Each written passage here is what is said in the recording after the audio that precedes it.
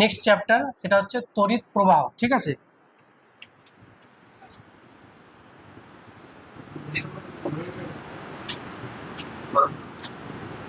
বলি দেখো, ক্লাসটা ভালো করে বুঝবে, তারপরে লিখবে।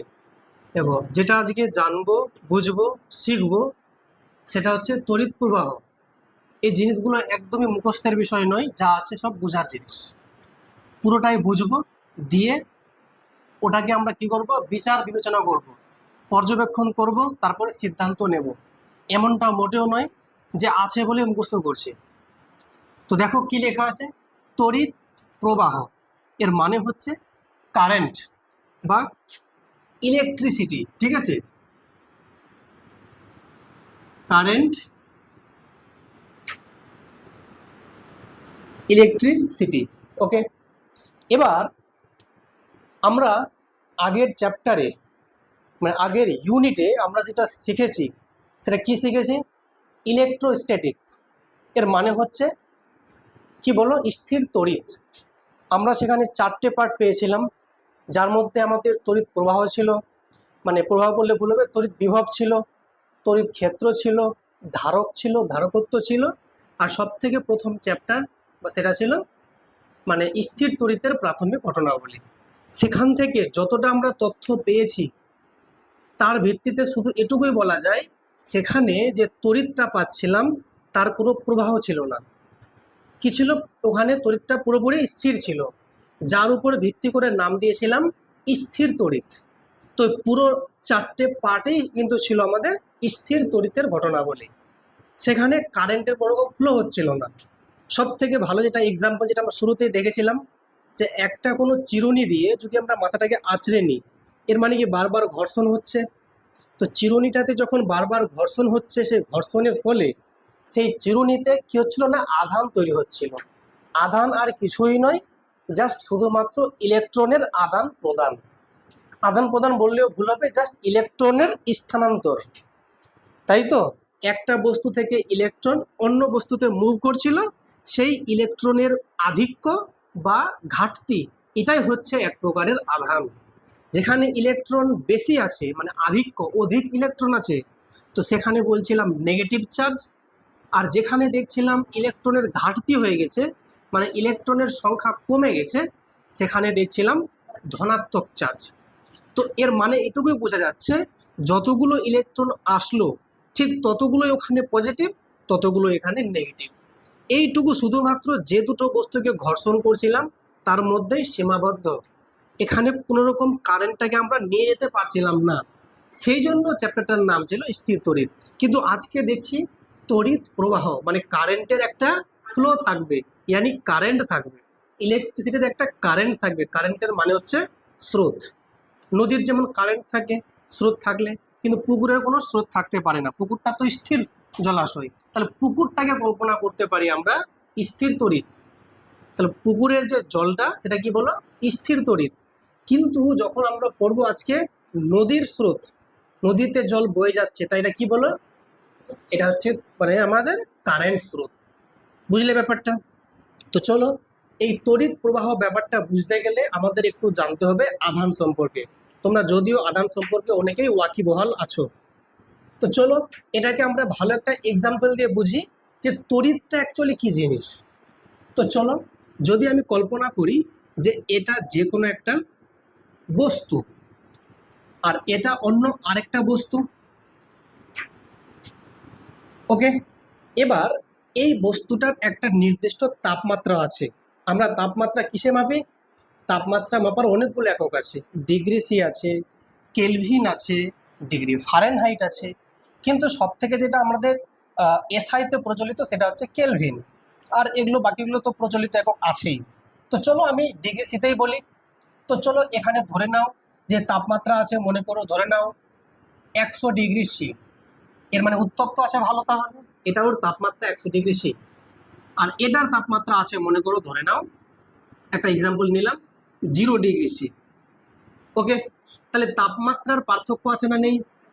তাপমাত্রার পার্থক্য থাকলে যদি আমি এই দুটো বস্তুকে কোনো একটা পরিবাহী দিয়ে যুক্ত করে দিলাম, এরকম একটা পরিবাহী দিয়ে জাস্ট যুক্ত করে দিলাম, তাহলে সেক্ষেত্রে এখান থেকে কি ছুটে যাবে? তাপ ছুটে যাবে। বলো কে যাবে ছুটে? তাপ। তো এখান থেকে কিন্তু তাপের কিন্তু একটা কি দেখতে পাবো? একমুখী প্রবাহ দেখতে পাবো। তাহলে এখানকার তাপটা ছুটে গিয়ে এখানে যাবে, দিয়ে কি করবে? তাপমাত্রাটাকে কি করবে? ইকুয়ালি করার চেষ্টা করবে। যতক্ষণ না এই বস্তুর তাপমাত্রা এবং এই বস্তুর তাপমাত্রা সমান হয়ে যায়, ততক্ষণ এই তাপের প্রবাহ চলতেই থাকবে। বুঝতে পেরেছো? একটা সময় আসবে, সাম্যাবস্থায় আসবে। সাম্যাবস্থায় আসা এর মানে হচ্ছে দুটো বস্তুর মধ্যে তাপমাত্রার কোনো আর পার্থক্য নেই। তাহলে বলো, তাপের আদান প্রদান হচ্ছে কিসের জন্য? তাপমাত্রার পার্থক্যের জন্য। কথাগুলো ভালো করে বুঝবে। তাপমাত্রা পার্থক্যের জন্য। ঠিক আছে? বানান ঠিক আছে? ওকে। তাপমাত্রার পার্থক্যের জন্য তাপের কি হবে বলো? প্রবাহ হবে। ঠিক আছে? একই রকম ভাবে ধরে নাও এটা কোনো একটা বস্তু আছে, এটা অন্য একটা বস্তু আছে। ঠিক আছে? এবার সেই দুটো বস্তুর মধ্যে কি আছে? এইখানে মনে করো পজিটিভ চার্জ আছে। কি আছে বলো? Positive charge. তোমরা জানো পজিটিভ চার্জ মানে কিন্তু উচ্চ বিভব, আর নেগেটিভ চার্জ মানে কি? নিম্ন বিভব। কথা বুঝলে? নেগেটিভ চার্জ মানে কিছুই না, এখানে ইলেকট্রন অধিক আছে। এখানে পজিটিভ চার্জ মানে ইলেকট্রনের ঘাটতি আছে। ওকে। ইলেকট্রনের ঘাটতি আর প্রোটন থাকা দুটো এক নয় কিন্তু। পজিটিভ মানে যে প্রোটন আছে এমনটা নয় কিন্তু। পজিটিভ মানে ইলেকট্রনের ঘাটতি, আর এখানে মাইনাস মানে ইলেকট্রন অতিরিক্ত আছে। তাহলে নিশ্চয়ই এটা কি বললো? এটা হচ্ছে উচ্চ বিভব, আর এটা কি? নিম্ন বিভব। এখন যদি কেউ বলো যে স্যার বিভব কি জিনিস, আগের চ্যাপ্টারটা দেওয়া আছে, ভালো করে বুঝে নেবে। এটা আমাদের থার্ড চ্যাপ্টারে দেওয়া আছে বিভব কি জিনিস। চলো ঠিক আছে। তাহলে উচ্চ বিভব থেকে নিম্ন বিভবের দিকে কি প্রবাহিত হবে? না বলো, তড়িতের প্রবাহ ঘটবে। ভালো করে বুঝো। যদি দুটোকে আমরা যুক্ত করে দিই, কি ঘটবে বলো? তড়িতের প্রবাহ ঘটবে। তড়িৎটার কিছুই না, জাস্ট সিম্পলি এদিকে যেহেতু ইলেকট্রনের অভাব আছে, ইলেকট্রন বেশি আছে, সাম্যাবস্থায় আসার জন্য এদিকের ইলেকট্রনগুলো এদিকে ছুটবে। তাহলে এটা কার দিক? এটা বলো ইলেকট্রনের।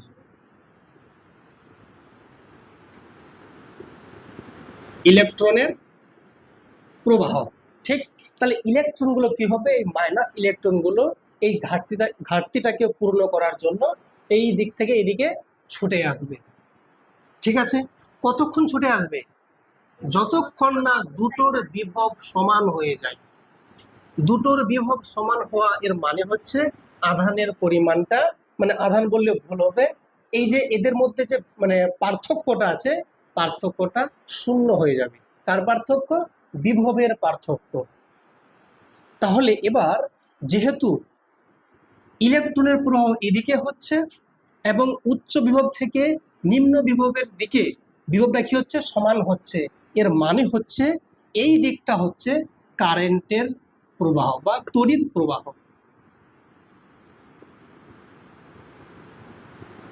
আশা করি ব্যাপারটা বোঝা গেছে। তাহলে তড়িতের প্রবাহ আর কিছুই নয়, ইলেকট্রনের প্রবাহের যে দিক তার উল্টো দিকটাই হচ্ছে তড়িতের প্রবাহ। কথাটা বুঝতে পারলে কি পারলে না? এবার তোমরা কল্পনা করো কিছুক্ষণ পর যখন দেখবে এর বিভব সমান হয়ে গেছে, তখন কি আর মানে ইলেকট্রনের প্রবাহ হবে? আচ্ছা, আমি ইলেকট্রন বলছি, আধান বলছি, সবগুলো একই কথা। কারণ এক একটা ইলেকট্রন একটা নিজে একটা আধান। আধানের মিনিমাম মান -1.6 ইন্টু 10⁻⁻19 কুলম্ব। তাহলে সেক্ষেত্রে তোমরা বলো আমাকে, যখন দুটো বস্তুর মধ্যে বিভবের মানটা সমান হয়ে যাবে, এইখানে ইলেকট্রনের প্রবাহ আর চলবে কি চলবে না? চলবে না। যদি ইলেকট্রনের প্রবাহ না হয়, তাহলে কি তড়িতের প্রবাহ পাবো? আর পাবো না। এর মানে হচ্ছে তখন আর কারেন্ট ফ্লো হবে না। তাহলে যতক্ষণ বিভবের পার্থক্য আছে, ঠিক একই রকম ভাবে যতক্ষণ তাপমাত্রার পার্থক্য আছে, ততক্ষণ তাপের প্রবাহ হচ্ছে। তো এখানেও যতক্ষণ বিভবের পার্থক্য থাকছে, ঠিক ততক্ষণ কারেন্টের প্রবাহ চলবে। তাহলে কারেন্টের অভিমুখ সবসময় উচ্চ বিভব থেকে নিম্ন বিভবের দিকে, কিন্তু ইলেকট্রনের প্রবাহ নিম্ন বিভব থেকে উচ্চ বিভবের দিকে। নিম্ন কথাটা এজন্যই নেগেটিভ চার্জে পরিপূর্ণ, ধনাত্মক উচ্চ বলে কেন, পজিটিভ চার্জে পরিপূর্ণ। আশা করি ব্যাপারটা বোঝা গেছে। তো লেখার কিছুই নাই, বা লিখলে লিখতে পারো হালকা করে পার্থক্য করে, মোটামুটি আইডিয়া পেলেই হলো। এবারে এই জায়গা থেকে আমরা তড়িৎ প্রবাহের একটা ম্যাথমেটিক্যাল এক্সপ্রেশন পাবো। কি থেকে? জাস্ট এই ধারণা থেকেই। যদি এই ধারণাটাকে ভালো করে লক্ষ্য করো, তুমি এতটুকু তো বুঝে গেছো যে সময়ের সাথে সাথে ইলেকট্রনের প্রবাহ হচ্ছে, এবং করেসপন্ডিংলি আমরা কি পাচ্ছি, কারেন্ট একটা আমরা পাচ্ছি, জাস্ট ওর অপোজিট ডিরেকশন। এটাকে যদি আমরা ম্যাথমেটিক্যালি দেখাই যে একটা নির্দিষ্ট সময়ে বা ইউনিট টাইমে কতটা আধান যাচ্ছে, তার উপর ডিপেন্ড করছে কারেন্টের মান কত। ক্লিয়ার না? ক্লিয়ার না? এই যে ইলেকট্রনগুলো আসছে, এটাই তো কারেন্ট। তাহলে ইলেকট্রন মানে আধান, আধানকে লিখে আমরা কিউ দিয়ে, তাহলে ইউনিট টাইমে কতগুলো কিউ আসছে সেটাই কিন্তু হচ্ছে তার কারেন্টের মান।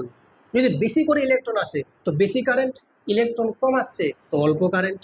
তাহলে সেক্ষেত্রে তুমি ইজিলি বলতে পারবে যে আই মানে যদি কারেন্টে লিখি আমরা, আই দিয়ে যদি কারেন্টকে লিখি, তারপরে সিম্পলি বলবে ইউনিট টাইমে কতটা পরিমাণ আধানের প্রবাহ ঘটছে বা প্রবাহিত হচ্ছে। তাহলে I equal to Q by T. কথা বুঝলে? তাহলে সেক্ষেত্রে যদি আমি টাইমটাকে নিই 1 সেকেন্ড, 1 সেকেন্ডে যদি কিউ পরিমাণ আধান প্রবাহিত হয়, তাহলে আমরা আয়ের মানটা বলতে পারি কিউ সমান। বুঝতে পারছো আশা করি? তো এবার প্রত্যেকটার কিন্তু এক একটা ইউনিট আছে।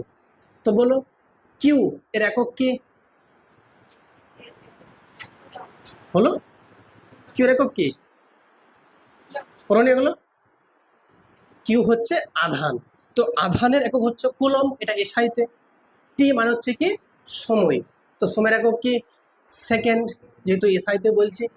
তাহলে আমি কিন্তু আই যে আছে, এই যে আই, তার মানে আমি এর একক বলতে পারি, আই এর যে একক সেটা কিন্তু আমরা বলতে পারি কুলম পার কি বলো সেকেন্ড। এটা মানে নিচে না লিখে আমি ইনভার্স দিলাম। তাহলে কি হচ্ছে, আই এর যে একক, আই মানে কি তড়িৎ প্রবাহ মাত্রা, আই বলছে অ্যাকচুয়ালি তড়িৎ প্রবাহ মাত্রা।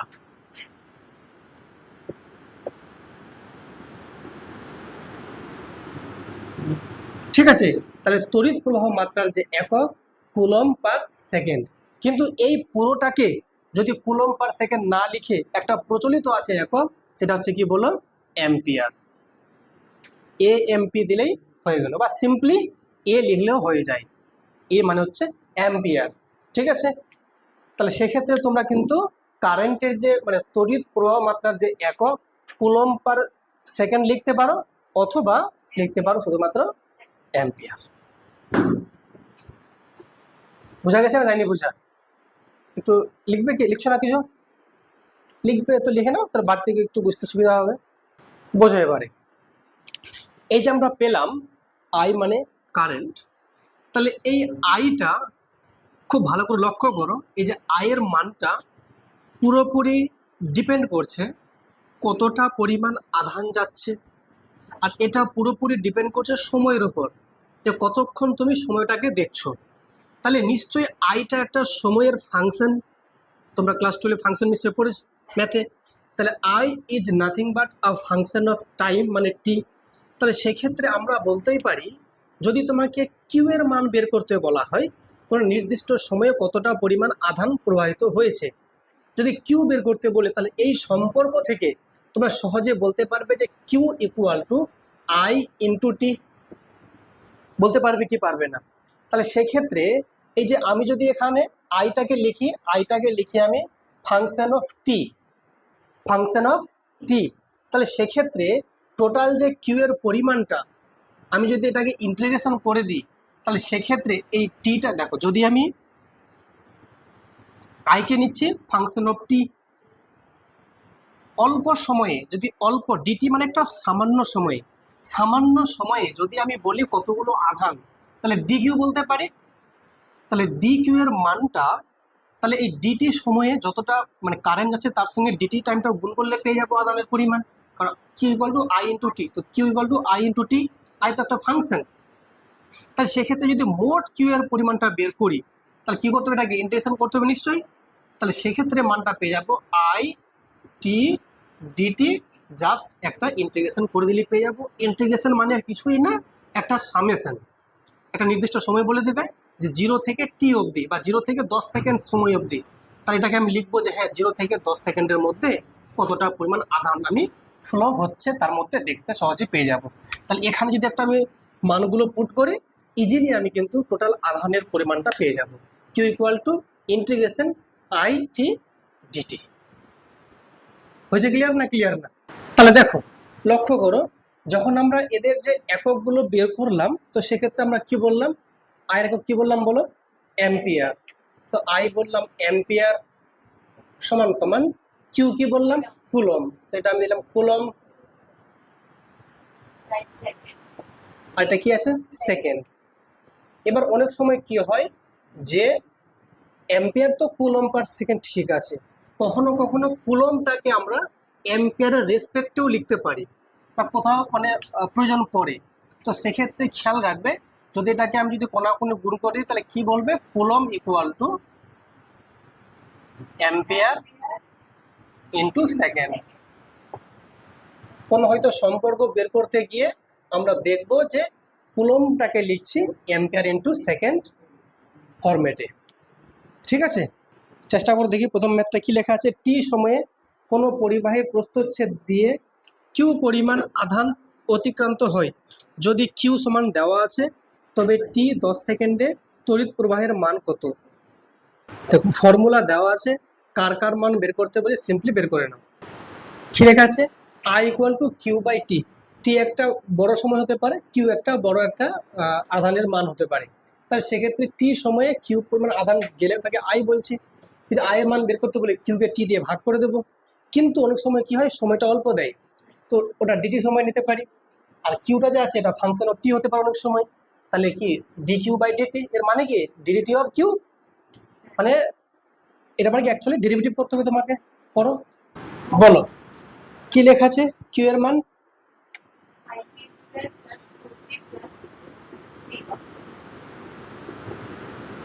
এই তো দেওয়া আছে কিউ এর মান, টি দেওয়া আছে 10 সেকেন্ড, ঠিক। তো আমাকে বলেছে কি বলেছে বের করতে,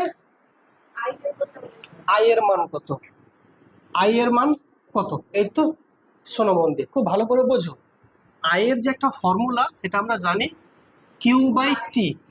কিন্তু সেক্ষেত্রে দেখো যে কিউকে, কিউ এর যে রাশিটা আছে কোনো পিওর মান দেওয়া নেই, এটা একটা টি এর ফাংশন আকারে লিখেছে। তাহলে সেক্ষেত্রে এটাকে আমি কি করে 10 দিয়ে ভাগ করব, কেন টি লেখা আছে, যাচ্ছে না।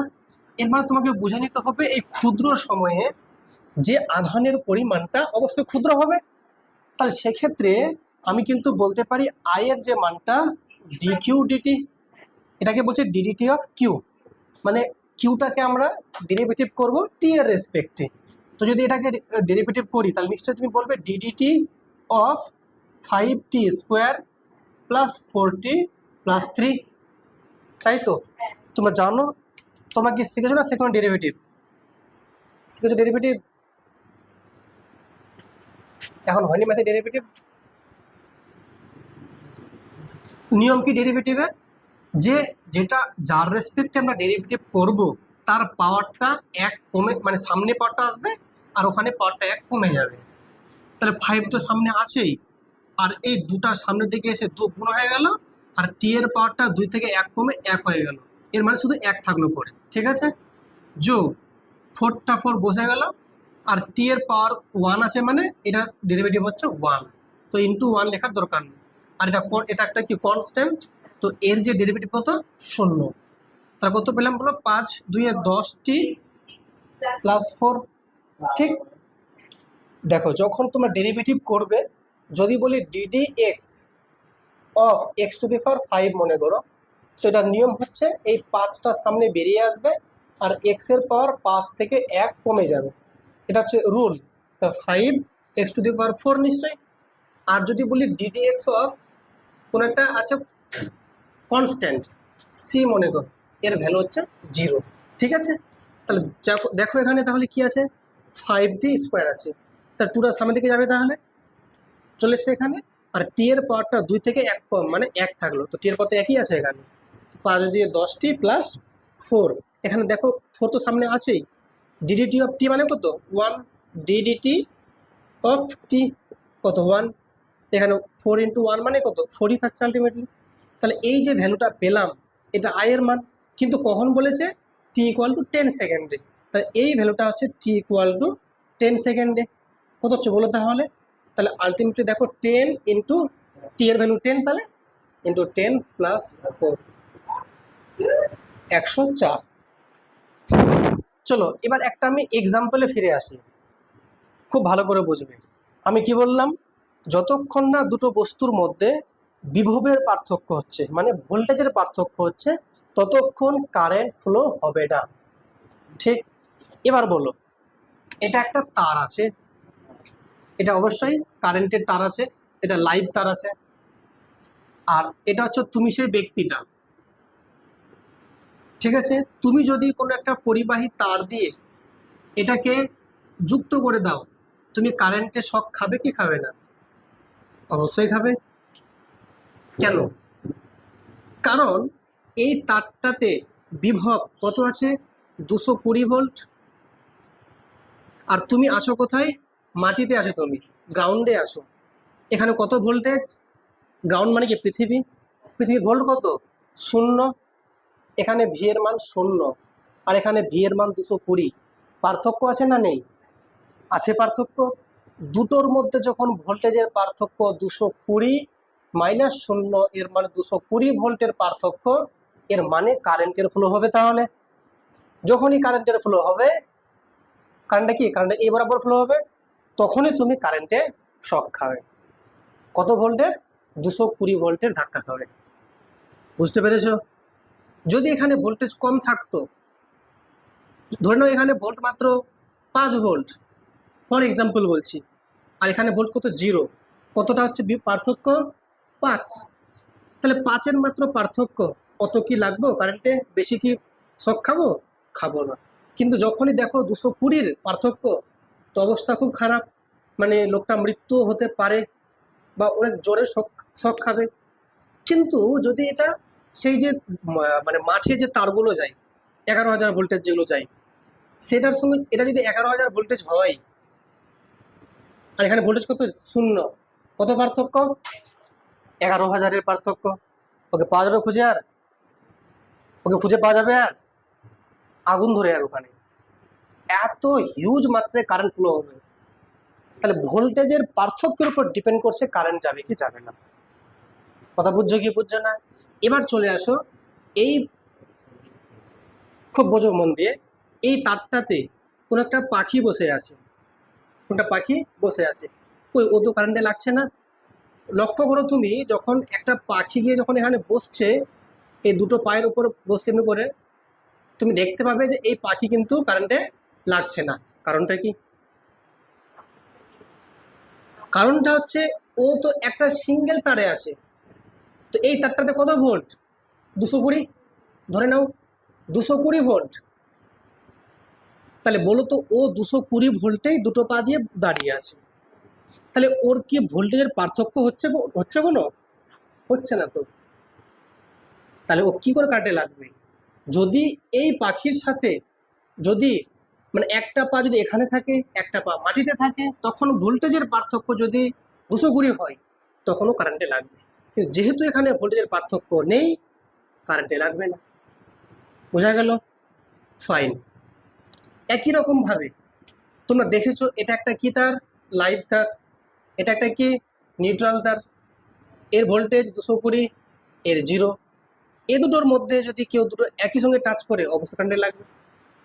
বুঝছো কি বুঝছো না? যদি পার্থক্য না হয় লাগবে না। বুঝলে? Okay fine.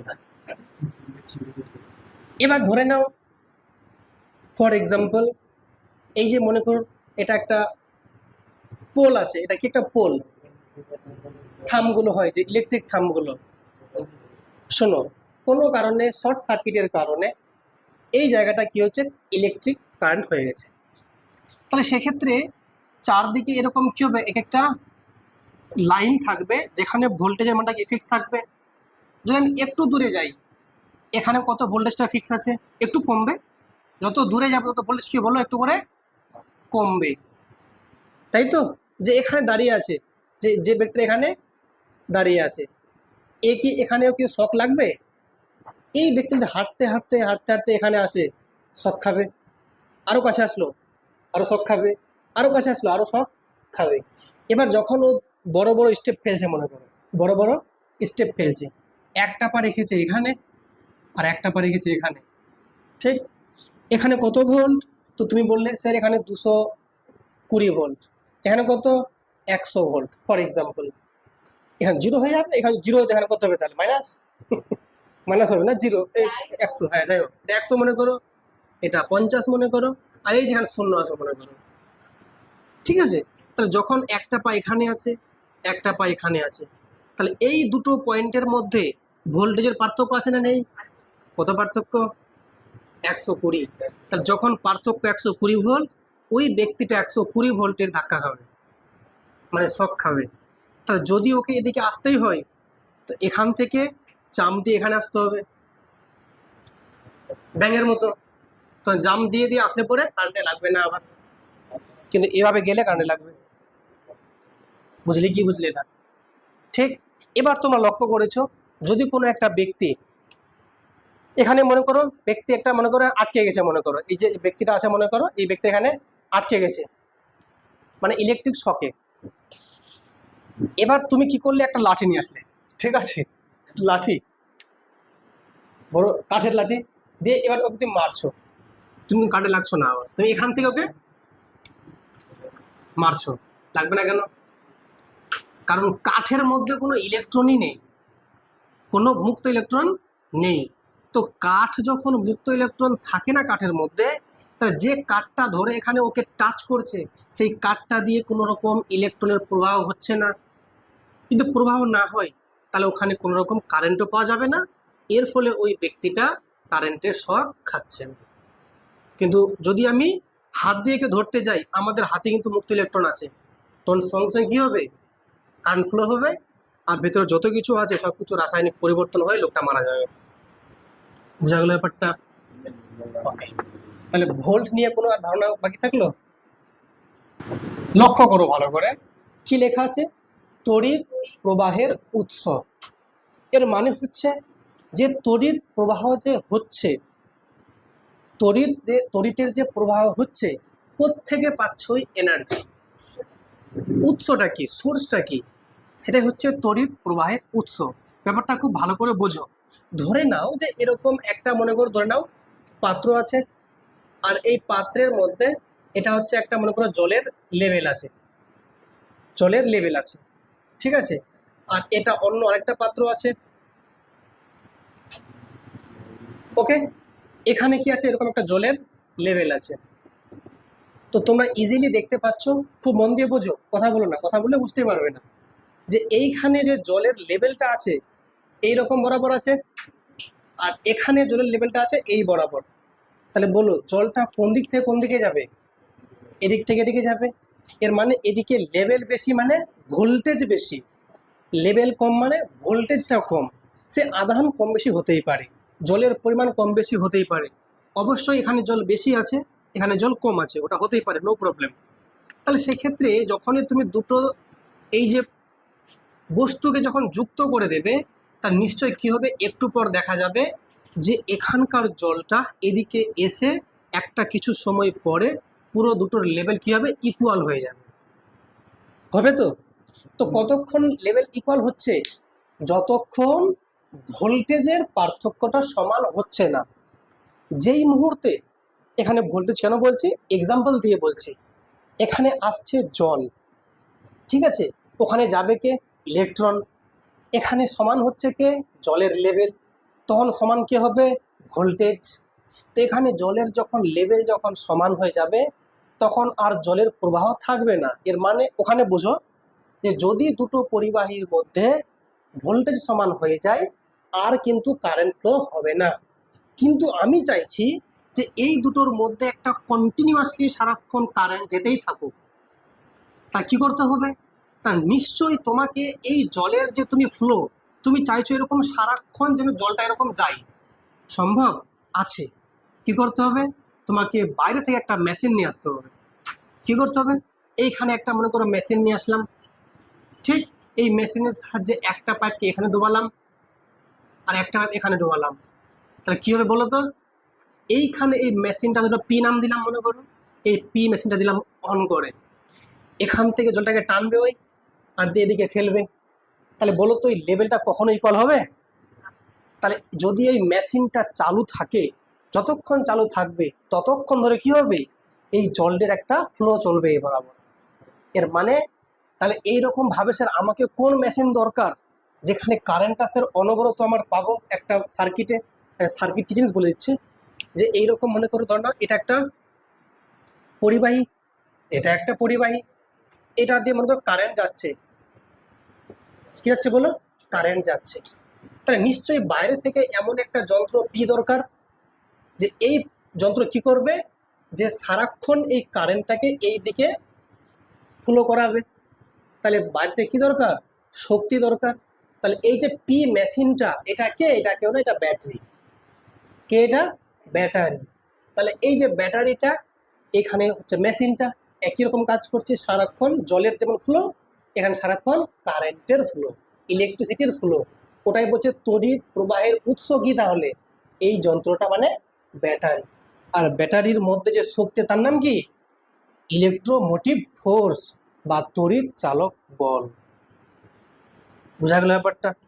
তাহলে সেক্ষেত্রে খুব ভালো করে বোঝো, এই যে পুরো একটা দেখো তার দিয়ে যুক্ত আছে না, কোথাও কোনো ওপেন আছে, কোথাও ওপেন নেই।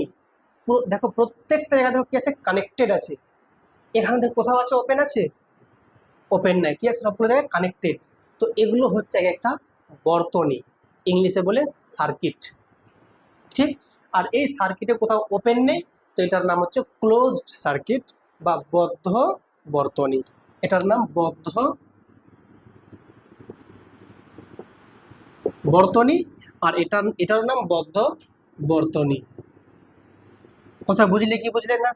যখনই খুব ভালো করে বোঝো, এখানে আমি কি করলাম, দিলাম আমি কাট করে, তাহলে এই যে বর্তনীটা আছে কি হয়ে গেল? ওপেন হয়ে গেল।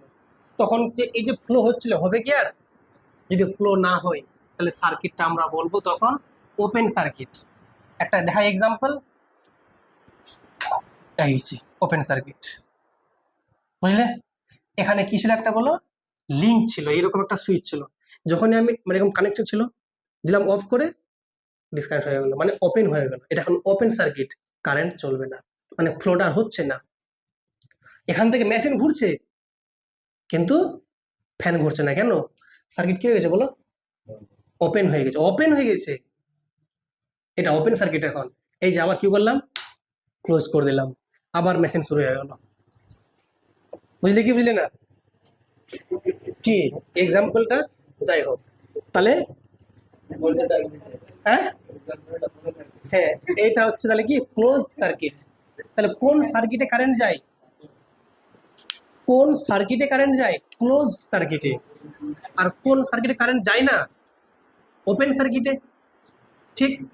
এবার যদি বলি ওপেন সার্কিটে যদি কারেন্ট যেত তাহলে কি সমস্যা হতো? যদি যেত, ওপেন সার্কিটে কারেন্ট যেত, তাহলে কি করতাম? এখান থেকে একটা তার নিয়ে আসতাম, একটা তার নিয়ে আসতাম, নে অন কর, মেশিন অন কর, যাবে কারেন্ট। যদি যেত তাহলে কারেন্ট যেত, তখন এই যে মাঝখানে কি ছিল? বাতাস, এয়ার। এই এয়ারটা কি করতো? কারেন্টটাকে ফ্লো করতো। আর বাতাস যেদিন কারেন্টকে ফ্লো করতে শুরু করবে, পৃথিবীর একটা লোক বাঁচবে না। কেন? কারণ আমি এখানে একটা বাল্ব জ্বালাবো, আমি এখান থেকে আমি তার নিয়ে এসেছি, এই মেশিন থেকে মানে বোর্ড থেকে তার নিয়ে এসেছি, আর দিয়ে তার জুটছে না, দে এখানে বাতাসটা নিয়ে যাবে কারেন্টটা, এখান থেকে বাতাস কারেন্টটা নিয়ে যাবে। যদি বাতাস কারেন্টটা নিয়ে যেত, তো বাতাস তো এখানেও আছে, প্রত্যেকটা জায়গায় বাতাস আছে, তাহলে বাতাস যদি কারেন্ট নিয়ে যেতে পারতো, তো এখানে আমরা শক খেতাম না। এখন আমি কোথায় দাঁড়িয়ে আছি?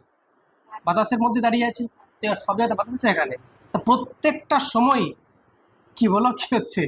বাতাস কি করতো? আমাদেরকে কারেন্টের শক দিত। এর ফলে কি মানুষগুলো বাঁচতো? বাঁচতো না। এই জন্য ওপেন সার্কিটে কারেন্ট ফ্লো হয় না, ক্লোজ সার্কিটে কারেন্ট ফ্লো হয়। কি শিক্ষার্থী বন্ধুরা বুঝতে পারছো কি পারছো না? তাহলে বলো, তাহলে এটা হচ্ছে কি শক্তি, এটা ওকে শক্তি, এই শক্তিটা দিচ্ছি বলে কারেন্টটা সারাক্ষণ ফ্লো হচ্ছে।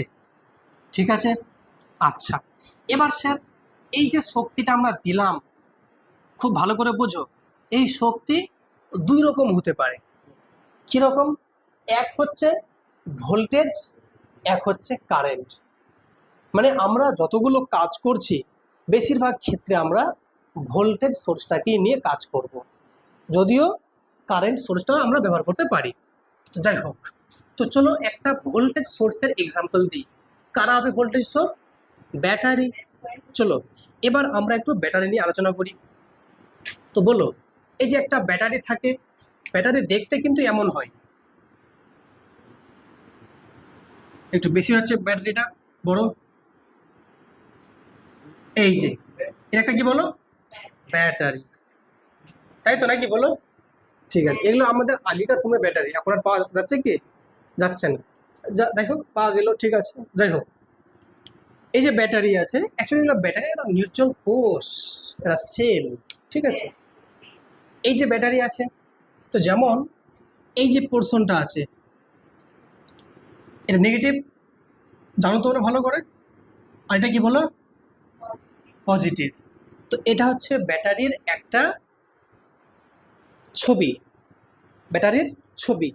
কিন্তু যখন আমরা একটা সার্কিট আঁকবো, সেই সার্কিটে কিন্তু এত সুন্দর করে আঁকার দরকার নেই, এর একটা প্রতীক চিহ্ন ব্যবহার করব।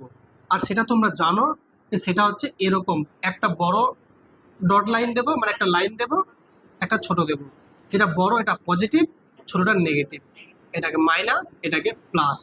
এইটা হচ্ছে একটা ব্যাটারির চিহ্ন, বুঝতে পারছো? কখনো কখনো এটা তুমি যদি প্লাসটা এদিকে দাও, মাইনাসটা ওদিকে দাও, তো সমস্যা নেই, তো টানটাকে বড় হতে হবে। ঠিক আছে, ওকে ফাইন। এবার শোনো, তাহলে এই ব্যাটারিটা ভোল্টেজ সোর্স নাকি কারেন্ট সোর্স? Voltage source. কেন? তোমরা যখন মানে ব্যাটারি কিনতে যাবে তখন বলে দেয় এটা কত ভোল্টেজের মানে ব্যাটারি বা কত তড়িৎচালক বল আছে, সেই তড়িৎচালক বলকে সেটা কি বলছি আমরা, এই মেশিনটার শক্তি, তাহলে সেটাকে আমরা বলছি ইলেকট্রোমোটিভ ফোর্স।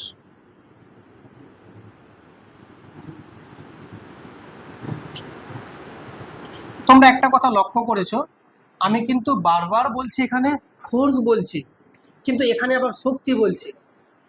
তোমরা যদি কথা বলো তো অফ করতে পারো টিউশনটা, নাই এত কথা বললে কেমনি হবে বলো, পড়াচ্ছি না।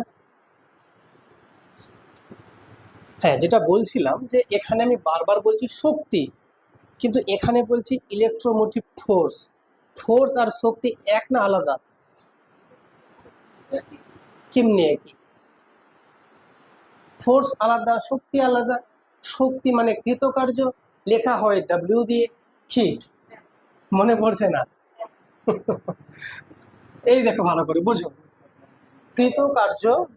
শোনো, তুমি যদি শক্তিটাকে অ্যাপ্লাই করো তুমি কার্য পাবে, সেই কার্যকে লিখি আমরা ডব্লিউ দিয়ে। তো ডব্লিউ গেল কি বলো, বল ইন্টু সরণ, এফ ইন্টু ডি। তাহলে ডাব্লিউ গেল যখন এফ ইন্টু ডি বলছি, এই যে কৃতকার্য এটাই হচ্ছে শক্তি। তা বলের সঙ্গে সরণ গুণ করলে আমরা শক্তি পাই। তোমরা জানো যে বলের যে একক মানে মাত্রা ml T to the power -2, আর কার্য বললে কি ml square T to the power -2। কেন এটা স্কোয়ারটা আসছে? কারণ এই যে ডি মানে ডিসপ্লেসমেন্ট বা সরণ, তার জন্য আরেকটা এল আসে, ওই এল আর এল গুণ হয়ে এল স্কোয়ার হয়ে যাচ্ছে।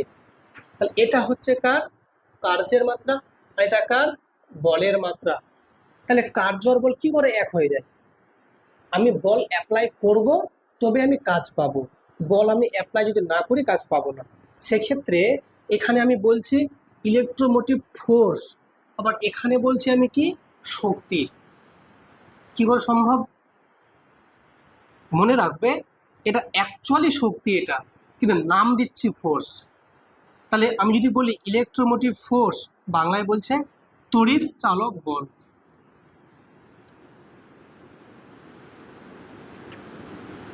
তাহলে তড়িৎ চালক বল কি এক প্রকারের বল না শক্তি? শক্তি। এটা বল নয়, নামে শুধু বল বলছি, কিন্তু অ্যাকচুয়ালি কি এটা শক্তি। বুঝছো ব্যাপারটা? তাহলে বলো তড়িৎ চালক বলের একক কি হবে? হ্যাঁ, এটা অবশ্যই শক্তি। তড়িৎ চালক বলের একক এখানে লিখবো ভোল্ট বা বিভব, যেটাকে আমরা ভি দিয়ে দিচ্ছি। ঠিক আছে, এই প্রসঙ্গে কয়েকটা কথা জানতে হবে। তড়িৎ প্রবাহের সুসমতা কি আছে অন্যে? হ্যাঁ, শোনো বোঝো, তড়িৎ প্রবাহের সুসমতা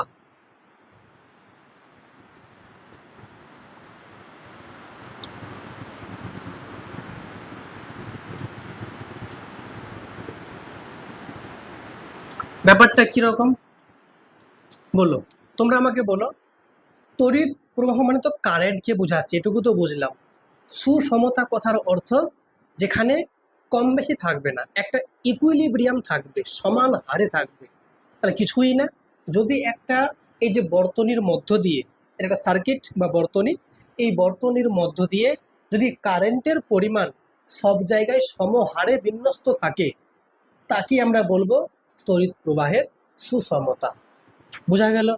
আচ্ছা, এ প্রসঙ্গে বলে দিই, এই যে একটা আমরা ব্যাটারি এঁকেছি বা ব্যাটারি আমরা একটা ড্র করলাম, এখানে যদি আমরা একটা কি করি, বদ্ধ বর্তনী আঁকার চেষ্টা করি, তাহলে তোমরা বলবে এটা যদি একটা প্রান্ত এটা অপর প্রান্ত, জাস্ট এখানে কি করলাম, এরকম একটা বাল্ব দিয়ে আমরা যুক্ত করে দিলাম, এটা করলাম কানেক্টেড। ঠিক আছে, আর এটা বাল্বটা কিন্তু জ্বলছে। সেক্ষেত্রে তোমরা অবশ্যই বলতে পারবে যে আমি যদি এটাকে এ বলি, এটাকে বি বলি, এটাকে আমি সি বলি, তাহলে এ সি বি মানে এইটুকু যে প্রান্তটা আছে, এই প্রান্তটুকুটা বা এই যে বর্তনীর এই অংশটা যেখানে বাল্বটা আছে কানেক্টেড, সেইটুকু পোর্শনের নাম আমরা দেব বহির্বর্তনী। আর যে পার্টটার মধ্যে দেখো শুধুমাত্র ব্যাটারিটাকে দেখাচ্ছি, কার কার মাঝে, এ এবং বি এর মাঝে কে আছে, শুধু ব্যাটারি আছে, এটার নাম অন্তর্বর্তনী বা ইন্টারনাল সার্কিট। গেছে বুঝা? তাহলে বলো বহির্বর্তনীতে কোন পার্টটা আছে, এখান থেকে শুরু করে এই অবধি, এই অবধি, এটা হচ্ছে কি বহির্বর্তনী, যেখানে ব্যাটারিটাকে ধরবো না। আর কোনটা অন্তর্বর্তনী, যেখানে এই দুটো পয়েন্টের মাঝে যে ব্যাটারিটা আছে, এই পুরো পার্টটা হচ্ছে অন্তর্বর্তনী। ক্লিয়ার? তার মানে অন্তর্বর্তনী মানে হচ্ছে কোথাও না কোথাও ব্যাটারির ভেতরে যে অংশগুলো আছে, যন্ত্রগুলো, সেগুলো।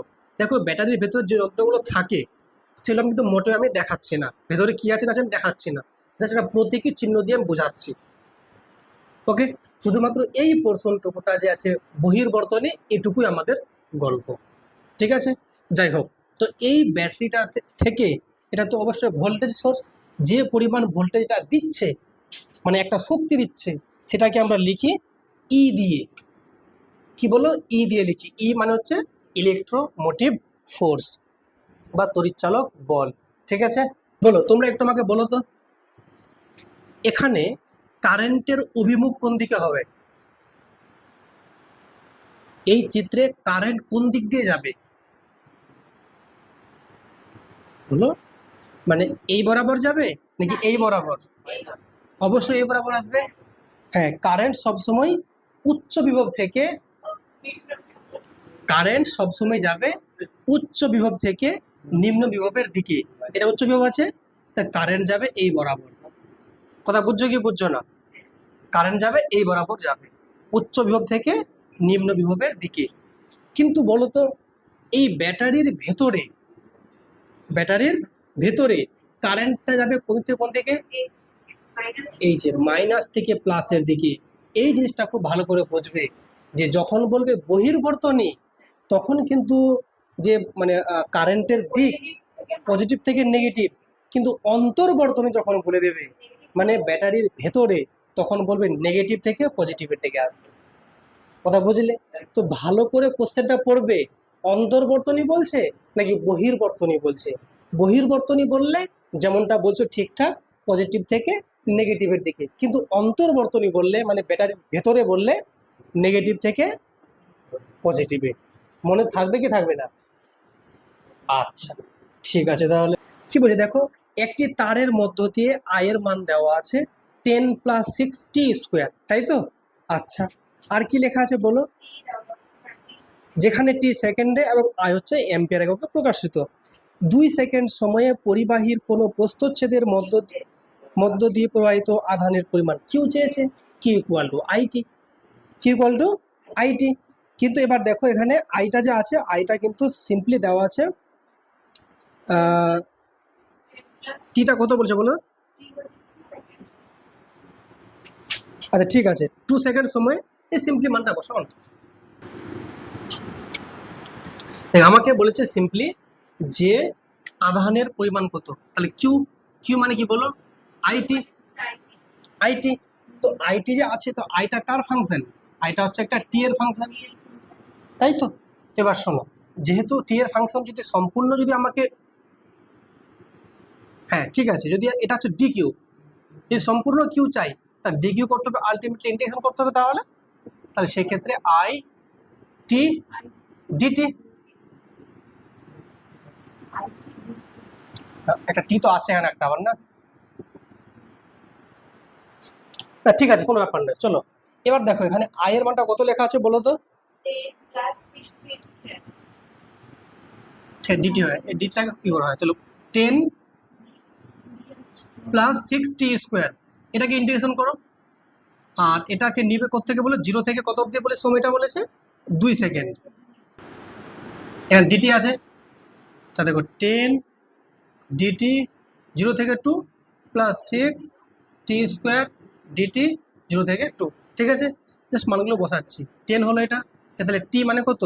2 মাইনাস 0 প্লাস এটা কত বলো? 6 3 18, সরি 6 2 12, এটা হবে কত? 2 মাইনাস 0। তাহলে এখানে দেখো 10 2 20, আর এখানে কত বলো? 12 2 24, 48।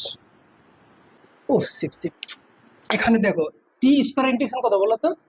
এই দেখো টি স্কোয়ার ডিটি, এটা যদি করো তাহলে টি টু দি পাওয়ার 3/3, এটা হচ্ছে না, এটা তো ইন্টিগ্রেশন, ইন্টিগ্রেশনের সময় কি পাওয়ার 1 প্লাস হয় আর ডেরিভেটিভে মাইনাস হয়, ঠিক আছে? তো এখানে কত বলো?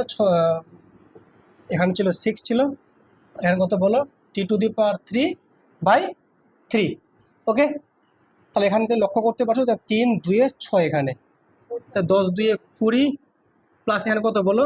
2, আর এখানে 2 এর কিউব মাইনাস 0, তাহলে 20 প্লাস 2 এর কিউব কত? 8, তো 8 2 16, 36, ঠিক আছে? ওটা হচ্ছে কি বলতো? ইন্টিগ্রেশনে পাওয়ারটা 1 যোগ হয়ে উপরে বাড়বে আর নিচে তাই হবে, আর ডেরিভেটিভে পাওয়ারটা, সামনের পাওয়ারটা মানে মাথার যে পাওয়ারটা সামনে থেকে আসবে আর পাওয়ারটা ওখানে 1 কমে যাবে। এই যে একটু দেখে নাও, যখন যদি তোমাকে যদি বলে x to the power m dx, তো এটা হবে x to the power m plus 1/m plus 1, বুঝলে? হয়ে গেছে?